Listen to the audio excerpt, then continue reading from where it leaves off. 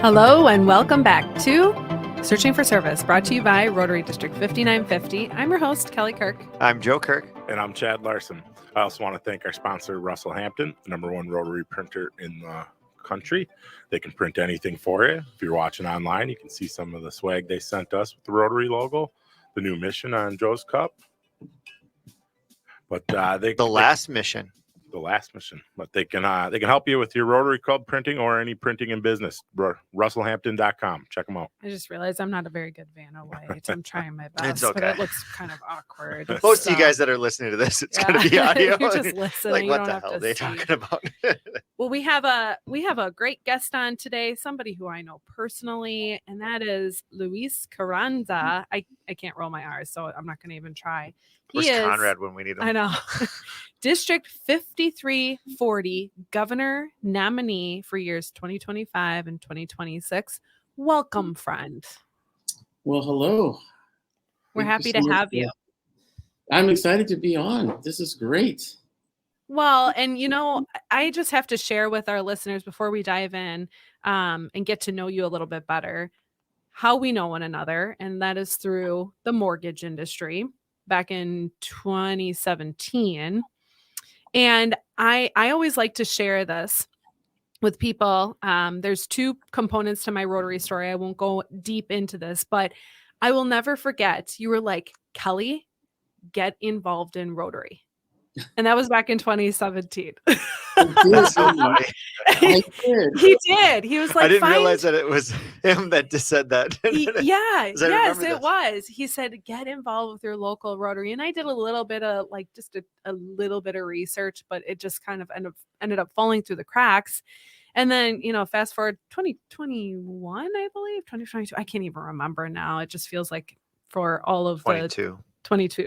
Yeah, 2022. And I always like to share that. So now you know that you were a component to that. So you were her inspiration. Yes, part of the inspiration. But let's our listeners know nothing about you. So let's have an opportunity for them to get to know you. You must share, where are you at right now? Well, currently I'm in San Diego, California. I would say sunny with beautiful weather, but unfortunately this winter's been a little colder in San Diego, California than normal, but it's still around 61 degrees, cloudy, blue skies, but we still have the beach, so that's a good thing. But I'm here from San Diego. I was actually born originally in Tijuana, which is just south of the border, and then moved here at 7 years old, and pretty much been living here my whole life. And I went to school here, went to college here at UCSD, and I've been in the mortgage industry for 20 plus years. And then I did I also played violin growing up in high school, and then a few years into college and beyond that, I got to travel with the San Diego Youth Symphony around Europe for about 10 years. And wow. So I got to really understand cultures around the world and understand how music is such an international language and a language of peace. And then after that, focused really a lot on work, and then discovered Rotary.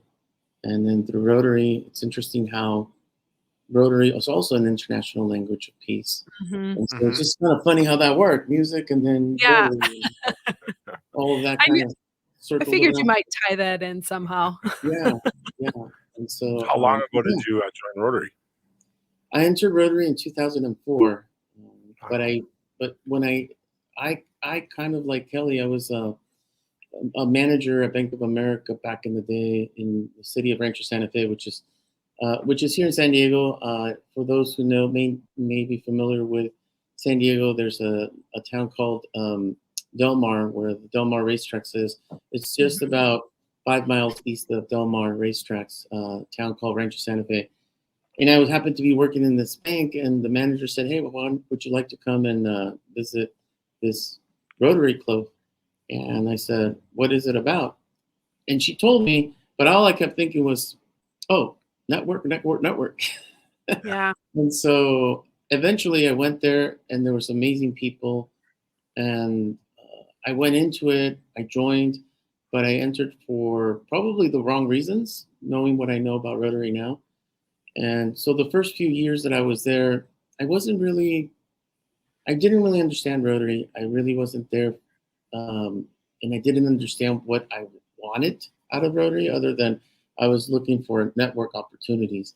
But I wasn't really there for the right reason. So it took me several years to really understand it, and then I almost left it.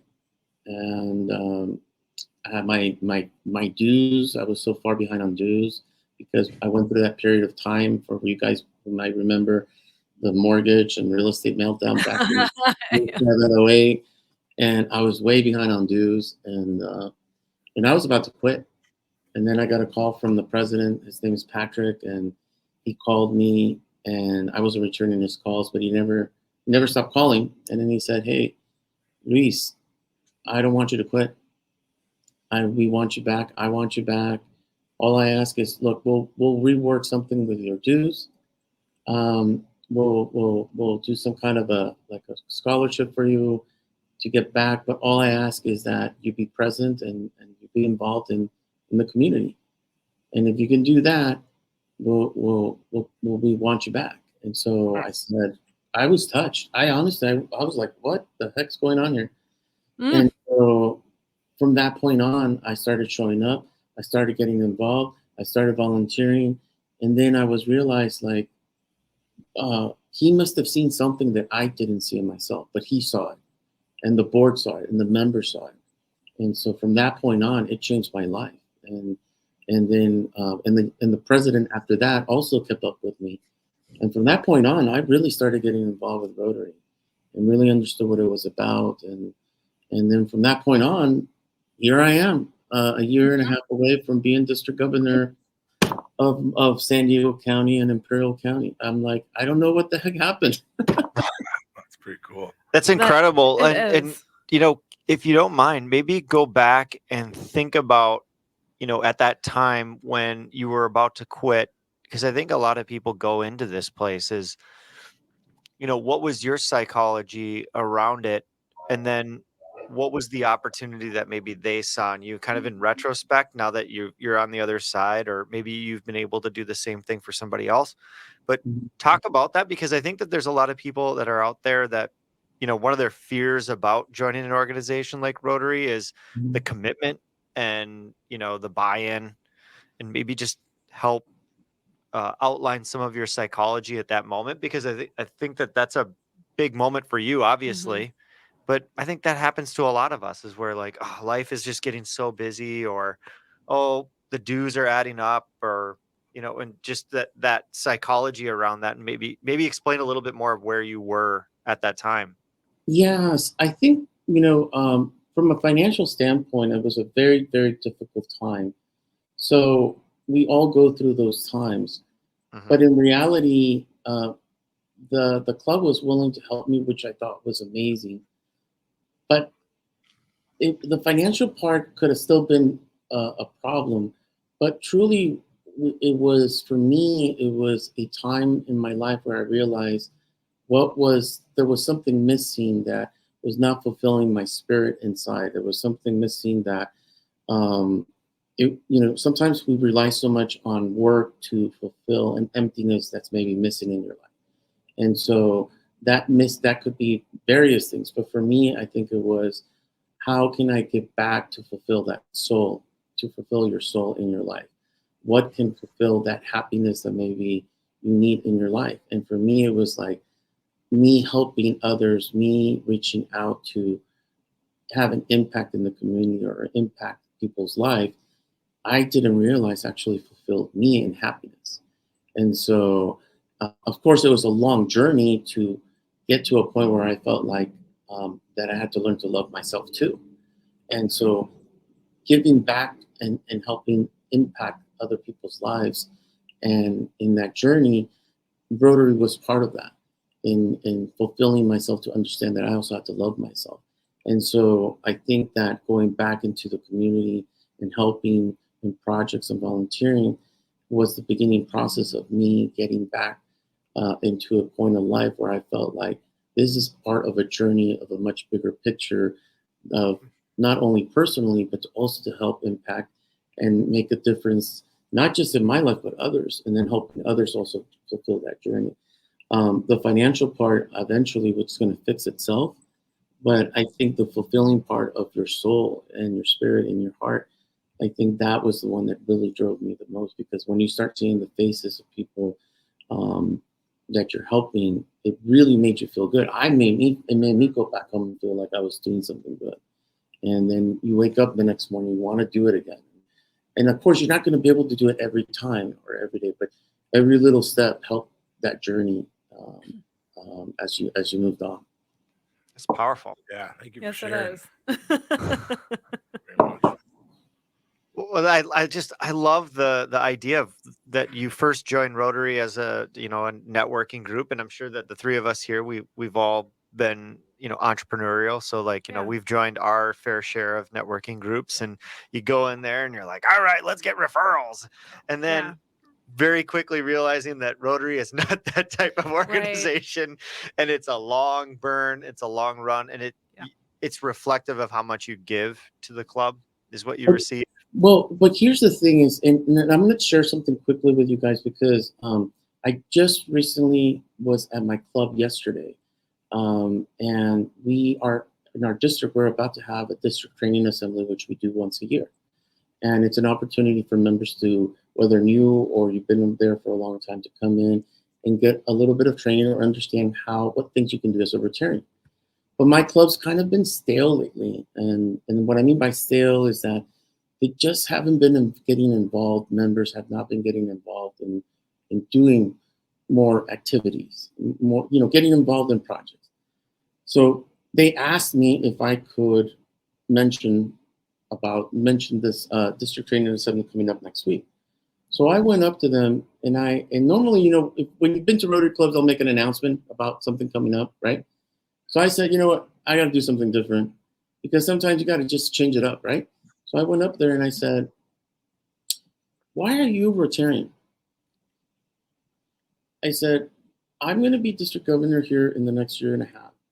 But starting today, we need to start asking ourselves the question, why am I a Rotarian? And you need to ask yourself that question. And that's kind of how the conversation went. And as I was going through that conversation, I went through several things, and I won't take too much time of that. But when it came, there was one part related to vocational service. And I said to everyone, raise your hand and tell me who's currently in a profession working actively right now. And everybody raised their hands. A lot of people. And I said, okay, great. Now tell me how many people here are retired or homemakers. And people raise their hands. And I go, great. But have, experience in the past. And so we were talking about that. And they raised their hands, and I said, okay, do you understand that Rotary was started by professionals, that it was started as a network group? You understand that your profession and your experience, whether you're retired or currently working as a profession, is so sorely needed in Rotary. That your profession, we need that experience, whether you're retired and you have that from the past or currently working. And these opportunities to go to these training sessions are sorely needed so that we can use that experience in order for us to be able to use that to impact the communities, those organizations that we're trying to help, and those leaders that we're trying to create, so that we can continue the process of really, really doing good around the world. I said, do you know that those things that we do on a daily basis will create so many good things, will create love around the world? When we walk outside of this room, there's so much negativity outside of this room and in the world. But then if we can change one person's life because of the leadership that you guys bring, the professionals, whether it's financial consultant, mortgage loan, real estate, whatever you do, that experience you can provide to Rotarians. I said, so yes, you can do a lot with your profession. You can bring that professionalism here in Rotary. It's just that we shy away sometimes to say, hey, how about we dedicate one day, instead of bringing a speaker, we bring our Rotarians and actually have what professionals within our Rotarian members and say, hey, let's talk, and bring up financial consultants, or a real estate day, and bring up Rotarians that are maybe in real estate, financial consultants and loan officers, and have a speaking, panel of speakers, and dedicate one session per quarter, or do the same with other professions. Because don't we need to, Good idea. isn't part of our Yeah. policy, isn't part of our dedication to dedicate the four-way test and apply it also to our profession? Mm-hmm. Guess Yeah. what? Some of our clubs in our district do that, but a lot of clubs have shied away because they think, oh, we can't talk profession. I love the idea of even just keeping that conversation broad. If you don't even go specifically into a specific segment of real estate or something, but just talking about how to apply, the four-way test, the values of Rotary into your business, like how to do that effectively. Like how are you messaging to your clients? How are Yeah. you messaging to friends and family and people? Or how are you messaging to the community and ensuring that you Mhm. are having integrity? And I think that there's so much. I mean, I don't think I've ever been. I mean, I've never done a vocational happy hour, so I'm sure that that's a pretty solid start. But Yeah. I think that you're right. I think that, as Rotary clubs, like that's an opportunity for a club to reignite their membership is through the vocation. Yeah. I think like we're What about, sitting here, we're spinning our tires trying to figure out how do we keep our members engaged? How do we get new membership? And, maybe that's a component that we need to look at. let me give you another quick example. There's a lot of, I don't know how it is in your districts, but I know in San Diego we have some of them, some amazing Rotaract clubs and Interact clubs. And so for those who don't know about Rotaracts, they're usually on school campuses like colleges. We have Yep. a couple here in San Diego at UCSD and SDSU, and then we have community Rotaracts. So imagine if we take active Rotarians who are in their professions and become mentors and be speakers. You know that some of these college campuses can use professionals to go talk to these students because they need mentoring, how to become a lawyer, or what it is experience to be a franchise, somebody wants to franchise a business or something like that. Interactors in high school or middle schools, I mean, there's so much opportunity out there. I get a lot of referrals throughout the year from Rotarians. Do I actively go get them? No. You know how I get them? Because they see me out there working, volunteering, and they ask me, hey, what do you do? And then the word gets out. Oh, Luis is doing this. But they see the commitment and the integrity of how I do my work in Rotary, and they see if I do this out there, then they connect that with my work. Yeah. Of course, as you guys know, that that's how you work. the toughest deals to do are usually the ones for returns because you don't want to mess up. But True that's story. how I get them. But it's true. But that's how you get them, and so you develop a reputation that, hey, if Reese does this kind of work, and we trust them, then why wouldn't I want to do a loan with him? And Yeah. so. Well, and if you don't mind, I think that this touches on a couple other episodes that we've been having recently about the connections between Interact, Rotaract, and Rotary, and how sometimes it's very disjointed. It is here anyway. It sounds Yeah. like you guys have a little bit more of connection. Synchronicity. But it is interesting. Vocation seems to be a nice tool. I mean, we just had in our club a bunch of high schoolers that came in, and we did kind of a mentoring piece to that. And I was Mhm. like, this was so much fun. This is so great to share some of this stuff. And It was. oh Yeah. my gosh, if I was a high schooler, I wish I would have had Yeah. this type of, but we really seem to be hitting on vocation here in this interview. And I like that. And how, it's definitely one of the underplayed components of Rotary, and maybe rightfully so. Maybe, service is definitely the core component, but vocational seems to be a catalyst. I want to say like it's almost like the fire, like some of the fire that you can really get going and it's tangible. Yeah. keeps your members engaged because they've got some skin in the game and potential gain from the outcomes. I just I'm not really sure where I'm trying to go with this, but it's You're been connecting dots from from the previous episodes. it's been fun to talk about the vocation component, and sometimes it It's does one get of the work. things. See, that's one of the things that many clubs have not been able to connect because it's almost become like can't talk about it. But it's actually Taboo. part of Rotary, and we can use that experience that we have to connect to the things that we love doing in Rotary. It's actually one of the most important things that we can use, not only to promote Rotary, but to also build membership and also to help those Rotaractors, those interactors that so much need our guidance and mentorship. There's so many things that we can connect while using that profession, all those experiences that we have. And so I'll give you an example. I've been visiting San Diego State frequently, and just to give you an idea, we added we now have all of our Rotaract clubs under one assistant governor. We have never done that before. So now we have all the Rotaractors, all the Rotaract clubs now under one assistant governor. That had never happened before. We are now communicating more frequently with our Rotaractors. When we go visit a Rotaract club, now we're connecting where they come to us if they need help, if they need mentorship. We're still not anywhere close to where we want to be, but just recently, one of the students came to me in November, said they had applied to the district attorney's office student work internship program. They hadn't been heard from them at all. So then I started calling all different Rotarians, and some of them had connections.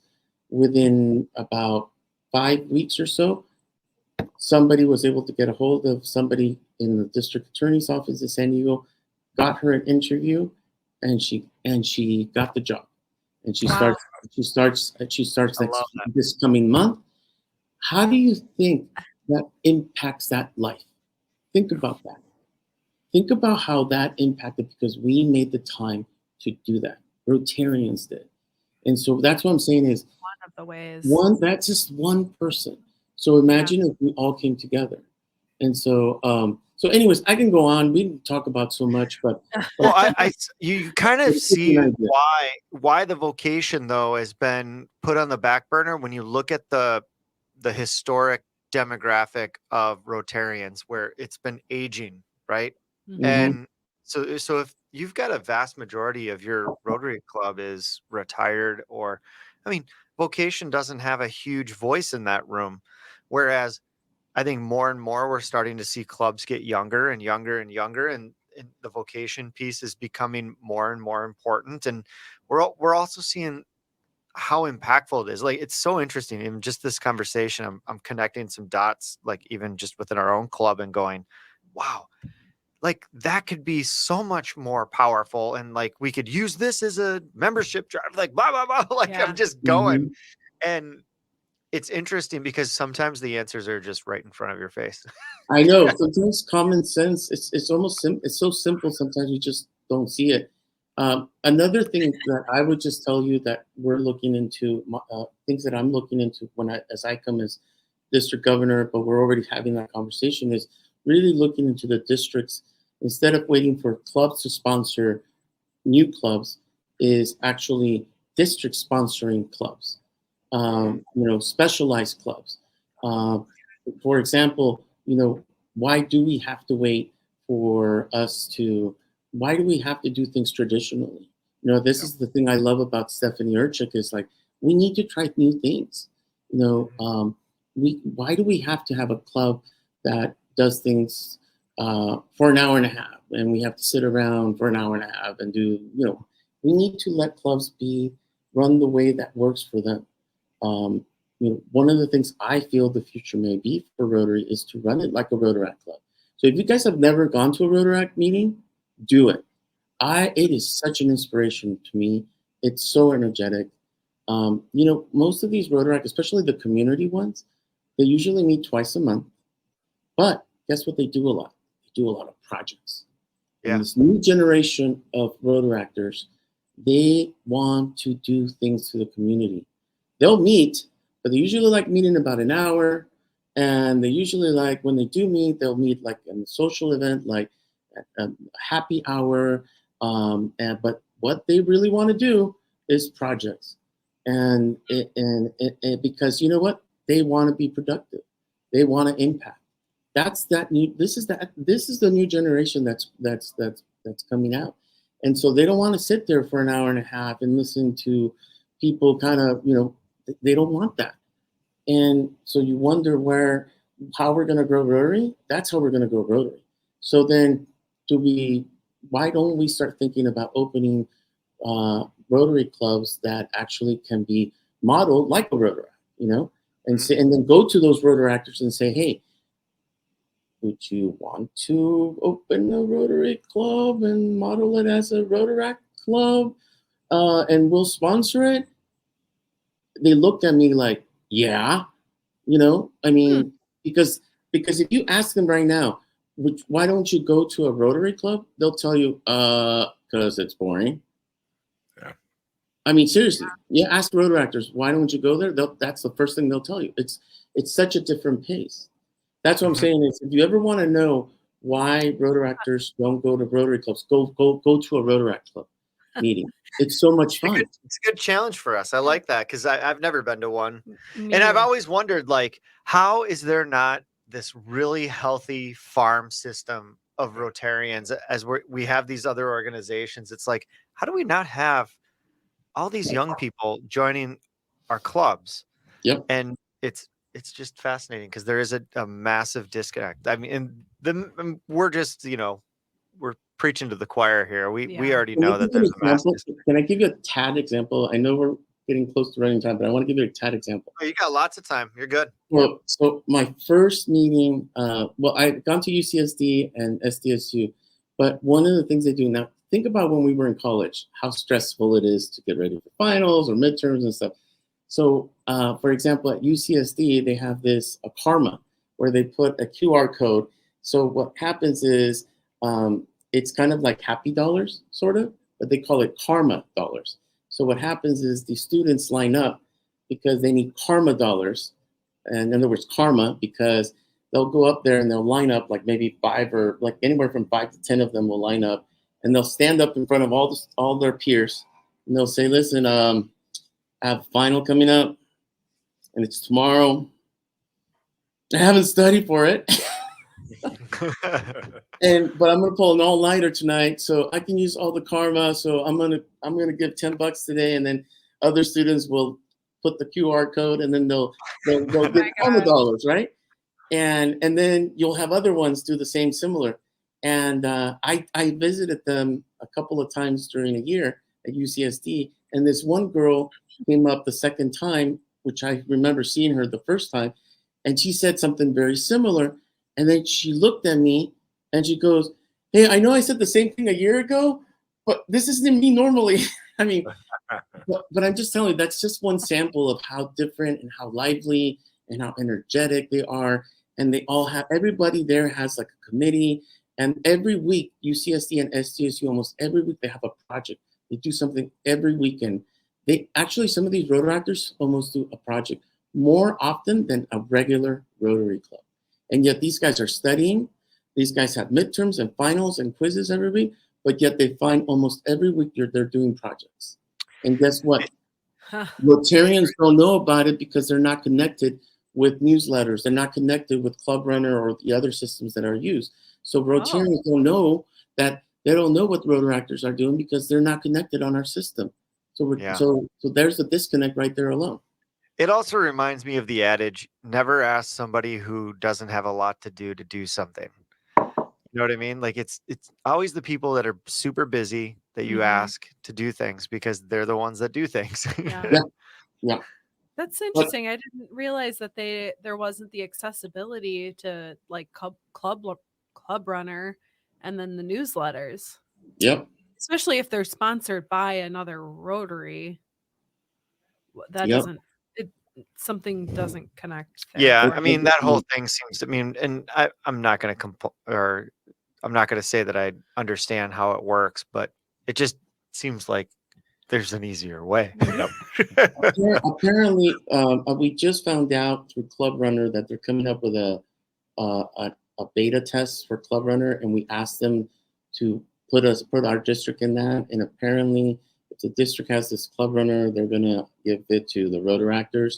So we said, please use us as a beta test, because it is. I mean, it's such a disconnect. So how on earth are we supposed to grow? How are we supposed to be able to connect? Yeah. Unless you do it like we're trying to do it now manually, like, otherwise it's a major disconnect. But anyways, I just mentioned this because we have to be able to, in order for us to connect, in order for us to learn, in order for us to be able to use our vocational experience and to grow as Rotarians and to make an impact, not just on what we're doing now, but to connect in the young people's lives that are our future, we need to understand what the challenges are too. And so, but I think if in your community, if you want to grow your membership, if you want to grow Rotaractors, is that invite them to your clubs, ask them to be speakers, go visit them, go to a meeting, make time. You'll see how much the need is. They need your help. They need your mentorship. They need to know what it is to be a loan officer, a real estate agent. Inspire them because they need to be inspired. They need to know you care.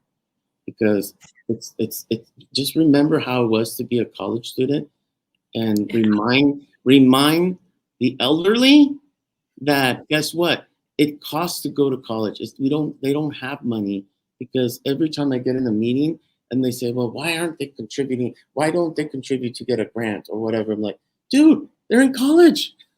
Yeah. They're eating ramen. I mean, Yeah. come on. Like, They're running Anyways, on ramen and beer. Sorry to talk so much. There's so much I could talk about, but I just kind of want to good give thing you an you're idea doing what's an going interview. on. Yeah. Well, so Luis, tell us how long have you been a Rotarian then? 2004. Oof. 2004. Might give my Okay. age away, Kelly. Oh my gosh. It was 2004. Sorry. 2004. Sorry. No, I'm just saying. Yeah, Let's not give my age away. So, no, 2004. You have He really joined when he was good- 7. really good Thanks a lot, experience. buddy. Thanks a lot, buddy. Yeah, And it's obviously, 2004. like, having had that experience, it is what has helped get you to the point of being the governor nominee here for 2025 and 2026. So Yeah, I well, would of say the course you're last gonna 10 have years. The stories. last 10 years have really helped me a lot. I would say, yeah. Are you willing to share what you're really going to focus on in your governor year? Like, do you have specific things that you're really passionate about? Obviously, we've talked a little bit about the vocation, the Rotaract, the younger folks, getting them more involved into Rotary. But are there areas that you're really hoping to focus on? Well, I'm still preparing for my year. I mean, there's a lot of works. There's a lot of things in my district that I plan to make changes on. I won't get into that because I'm still in the works. But I think from what I plan to do and talk about with my district is, and I've shared a little bit already what I did with my club, is I really want to focus to remind them why they're Rotarians. That's really the one thing that I want to focus on, because my goal is to inspire them, is to remind them why they're here. And the one thing that part of that message will be is, look at everything that you're doing. Look at all the things that each one of you, in some way, shape, or form, whether it's giving back, whether it's volunteering, look at everything that all the Rotarians are doing. And what does that equal to? And so as I go through that story, because what I noticed a lot of district governors do, and it's not a criticism, it's an observation, is they'll go through their history, and then they'll go through slides, or they go through a prepared speech. But I also feel that, like in our business, whether it's real estate or whatever you do, people know when you're genuine, when you're talking through a piece of paper. But what I know is, because I know I'm this way, is that people pay more attention when you're talking real. Like, I'm Catholic, and when I go to church, I mean, I can tell when a priest is a priest, being a priest, or when he's being like a human, like when he's talking like hey, like reality. And those are Yeah. the ones those are the people that when you can tell when people are genuine and they get your attention. Well, my thing is, when I talk about why you're a Rotarian and why you're here, is adding up everything that you do, everything that Rotarians are doing. And my question is going to be at the end is, what does that all add up to? And then when I get to the end of adding all those good things that Rotarians do, including them, is all that adds up to one word. And that one word is love. Mm-hmm. And so if we can do all that as Rotarians, not just here locally, but around the world, and we can share that word love through our actions, just as much as if we can do that every day and dedicate that every day in through our actions, and not just our words, but through our actions, then we can have an impact throughout the world, because there's so much negativity. Imagine if we can talk about love through actions, not just words, then we can impact in a positive way what goes on in the world. Because it only, and that's going to be my message, is that it's important for us to think about that every day. And then our goal is to have an impact every day in a positive way. And so that's really going to be my message, because I can talk about operational stuff. I can talk about, and there'll be some time for that. Right. And I'll have a team for that to talk about. But my main message is going to be that there will be some things, for example, I haven't decided whether some of the focus will be on homelessness. That's something that I do want to do, but I don't want to put a Band-Aid on it. I'd rather put when I talk about homelessness, there's so much that goes around it. I mean, it's also about preventing it. Yeah, it's What systemic. can we do about? Yeah, I mean, there's so much around it, and so my goal is to try to put some kind of committee of different organizations to come together and say, how can we do something that's not just putting a Band-Aid on it, but actually putting these organizations to come together and talk about something that can be more of a lasting effect than just putting a Band-Aid on it. And so we can get organizations to talk about it. Another thing I'm hoping to work with Kiwanis and Lions and come to the county of San Diego. And what we're hoping to do, and maybe this is something your county, maybe this is an idea for you guys too, is to have our county make September Service Month, where we can get the Kiwanis and other service organizations and really bring attention to the county to say, hey, we got all these month of this and month of that. Well, how about we do it Service Month and let the communities know that there's amazing service organizations, and bring attention to that to the counties. Orange County, which is just north of us, does that. They just did it for the first time this past year. And Was it successful? It was successful, absolutely. Well, there you go. So I mean, but imagine like if you guys were to do it, and we can get other districts to do it. Wouldn't that be great if we can get it nationwide at some point? Like have a nationwide. Yeah, I love it. Yeah. I love the vision. Mm-hmm. So, anyways, I also had one idea for you if you wanted to shake it up, presenting to your clubs. You should dress as Mufasa. And I just like when you were talking about like we have to remember who we are, why we joined. I just think about that scene in The Lion King. Remember who you are, like from the clouds, gosh. like. I have And then you can play "Can You Feel the Love Tonight?" Oh my Oh my God. God. I have my one of my mentors who was my district governor. He used to dress up like similar to that, but he would wear like a Snoopy suit, or he would wear a Darth Vader suit, and he was a funny guy. But that just gives you a little preview of things that I would like to do. But I think as leaders, we have to learn to inspire others. And as leaders, we also have to be able to mentor new leaders, to create new leaders, because if we don't, then you will continue to see membership drop throughout the different districts. But our leaders are sitting there in Rotaracts. Our leaders are sitting there in other organizations. So, we need to get the young people, but those young people are young professionals. So we need to start not being afraid to talk about vocation. Yeah. We need to start thinking about specialties. We need to start embracing LGBTQ communities. We're about to open a new one here in spring in San Diego for the first time. I know Minnesota has one. Somebody contacted me recently, one of the founding members, and it's going to come to San Diego, I think, in August. So, so I'm just saying this: we have to be open to being creative and opening up to opportunities, thinking differently. We also have a Solana Beach Eco Club here in San Diego that's focused on environmental causes. So guess what? Why can't we have different causes that specifically to other causes? We can have a young professionals Rotary Club. Right. Why not? They focus on their professions. Professional growth. They serve through that. Yeah. So anyways, that's my interesting.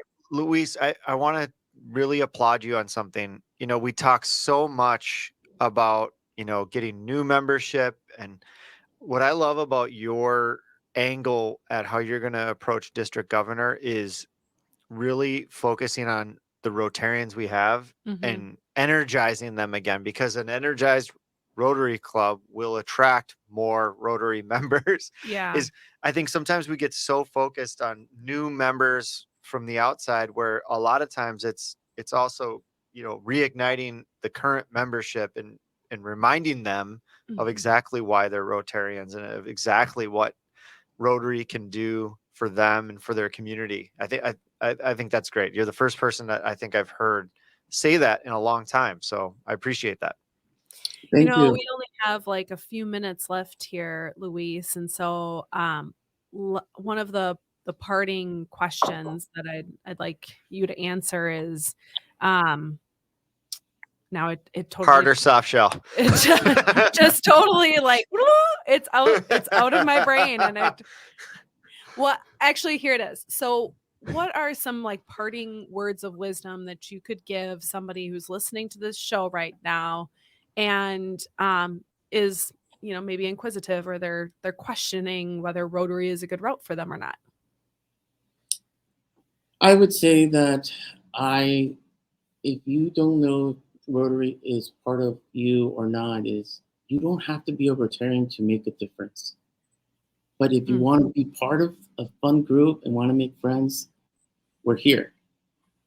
Again, you don't have to be part of Rotary to make a difference, but we're here if you want to be part of a family, because we welcome you. And we would love to have you on board. And if you do, that's awesome. But if you don't, guess what? Rotary has programs where you can still participate and not be part of us. Yeah. Just so you know. Yeah. That's perfect. That was really great. Well, thank you all the way from semi-sunny San Diego for taking time out of your day to come and you guys need to come out here. You guys need to come out here one day. So maybe we need to encourage Lloyd to allow us to go to San Diego and do a show there. You know what? You guys should do. You guys should. I wish I would have caught you guys so you would come down at our Zone Institute when we had it here in November, but we'll have to figure something out. Or hey, actually, I have a better idea. Come at next year's Southwest Pets in LA. We always have it at LAX Marriott. Come there. Oh my gosh, wouldn't that be fun? We have by far, I'm not kidding. I'm telling you, we have the best pets in all of the United States, if not the world. I'm telling you, it's so much fun. There you go. Well, Lloyd, if you're listening, just so you know, and we make it fun. It's in LA. It's in LA. Yeah. Never been, but really? No, just San Diego. Just San Diego. That's the only place in California I've been. But anywho, Luis, thank you again. Such an honor, and you had some really great kind of parting words there. So very nice. Well, thank you guys. You guys were awesome. Yes, no problem. As a reminder, you are listening to Searching for Service. I'm your host, Kelly Kirk. I'm Joe Kirk. And I'm Chad Larson. We'll be back.